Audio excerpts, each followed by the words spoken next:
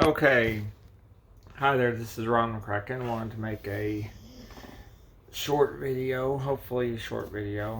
I'm reaching down petting Zeus, in case you're wondering. There he is down there. Um, there's been several times the over the last several years actually that people ask me why I didn't go on disability for various mental health conditions that I've had, in particular PTSD. And that's something that I have talked to my therapist before a few times, and we fully agree on this. And, well, a few things. Uh, as many people have told me, and some of them who are on disability have told me you almost always, even if you're severely disabled, like, I mean, in a wheelchair and uh, in really bad shape, it doesn't have to be wheelchair, but I'm just saying, if in really bad shape, you almost always get turned down the first time you apply. They make you work for it, and it usually takes several months to kick in and everything. So they had warned me that if I did apply, to be, excuse me, be prepared, um, to be prepared to get turned down the first time. But they said you almost always, if you qualify, you almost always get approved the second time you apply. Well, that's all well and good and everything, but discussing all that with my therapist, like I said, starting years ago, but um, we talked about it a few times since then, and really we're both against that. And the main reason for that is because it's very limiting, and no doubt, having said that, no doubt some people really do need to go on disability, at least temporarily, to get them through the various things that they're going through, especially when it comes to mental health conditions. But the the bigger thing is, other than the obstacle of almost always you have to apply twice, is that we both were against it because it's very limiting, and something that friends and acquaintances that are on it have told me about is it's, of course, limited in what amount you get, and at the same time, you're allowed to work up to a certain point, but you're very limited if you go over a certain income level or hours level. I think it's based on income.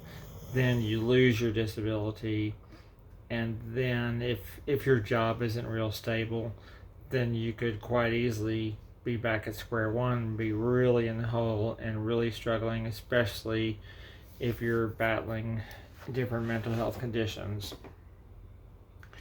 So, I mean, the bottom line is I've been managing all my diagnoses with therapy and without any medications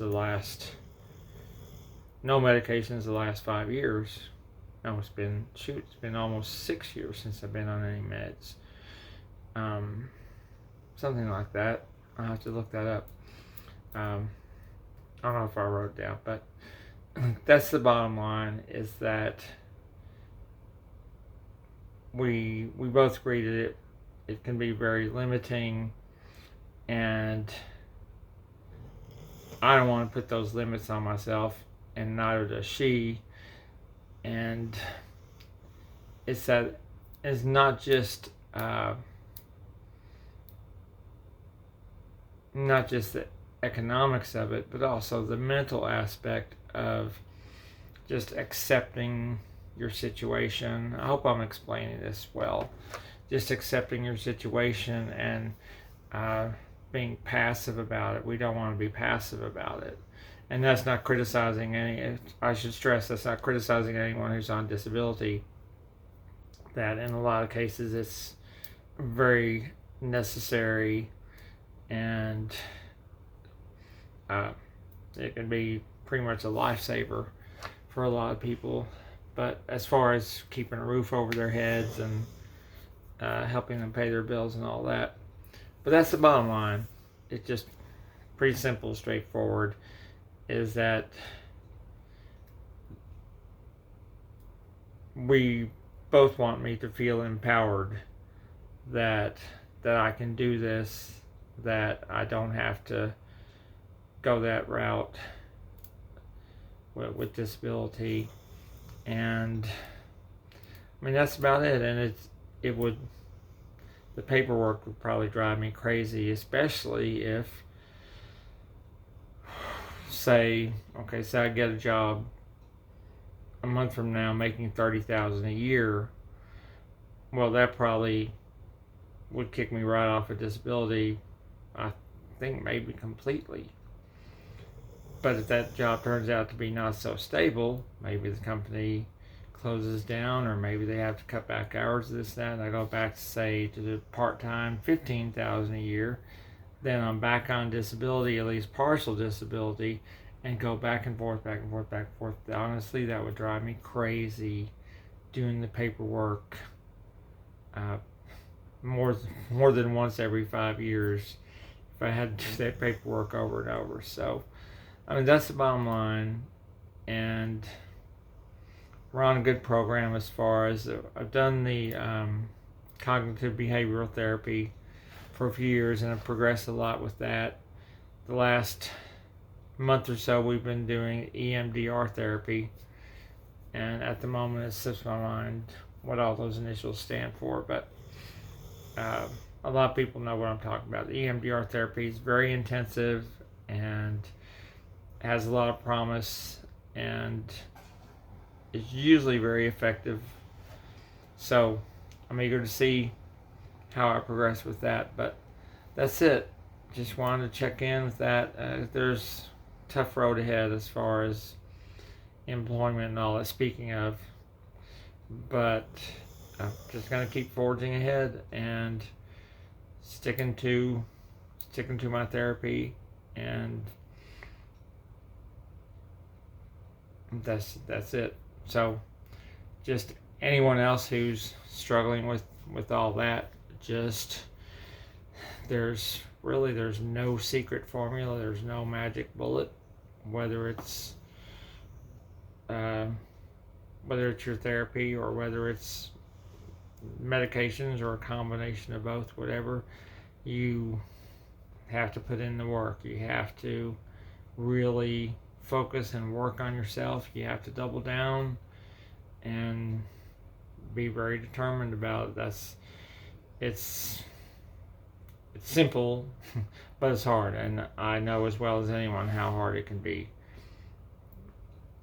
But that's just the bottom line, is you have to just keep pushing ahead as best you can, and of course reach out for help when you need it. That's why